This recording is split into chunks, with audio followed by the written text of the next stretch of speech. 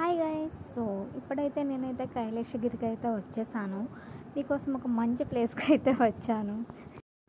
View అసలు అంత బాగుందో మీరే చూడండి గైస్.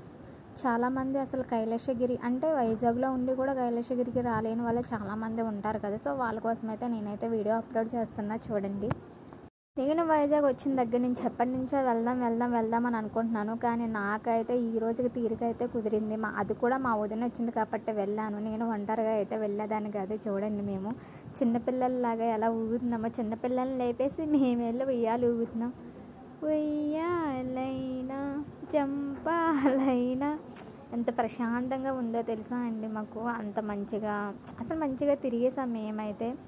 సో ఇంకా ఇటు సైడ్కి మొత్తం ఏమంటారు చెట్లు పొట్లు ఇవే ఉన్నాయి. ఇంకా సర్లే శివుడు పార్వతి ఇది బొమ్మ ఉంటుంది కదా, అక్కడికి వెళ్దామని చెప్పేసి మా వదినని అడిగితే మా వదిన అక్కడికైతే తీసుకెళ్తుంది. దీని పక్కనే ట్రైన్ కూడా వస్తుంది.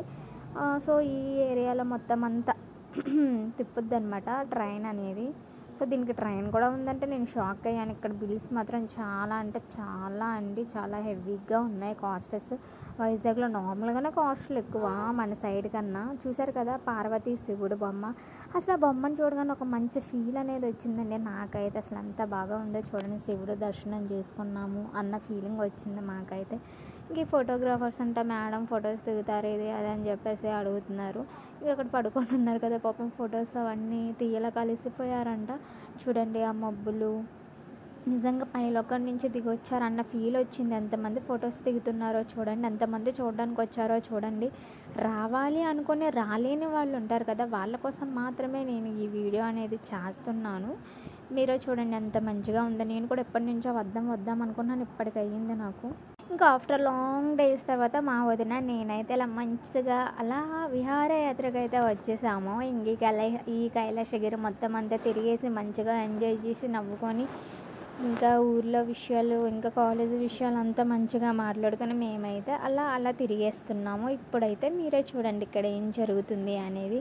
అసలు నిజంగా ఎంతలా అనిపిస్తుంది అంటే ప్రాణాలు పోయినట్టుగా అనిపిస్తుంది. ఆ వైర్ దగ్గర సైకిల్ తొక్కడం కానీ, ఆ సైకిల్ తొక్కేటప్పుడు వీడియోస్ తీసుకోవడం కానీ, ఇంకా దాన్ని ఏమంటారండి వెళ్తారు కదా ఈ చివరి నుంచి ఆ చివరికి, ఏదో చూపిస్తాను చూడండి మీరే. అసలు బాబాయ్ వాళ్ళు అలా వెళ్తున్నారు, మాకంటే ప్రాణాలు పోయినట్టుగా ఉంది. కొండల మధ్యన అడవుల మధ్య నుంచి వెళ్ళాలి అంటే. కానీ ఇంకా మా వదిన మేము వచ్చాం కాబట్టి మంచిగా మూమెంట్.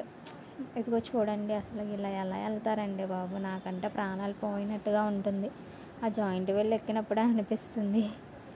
సో చూసారు కదా, మేము కూడా ఎప్పుడొకటి ట్రై చేస్తాము.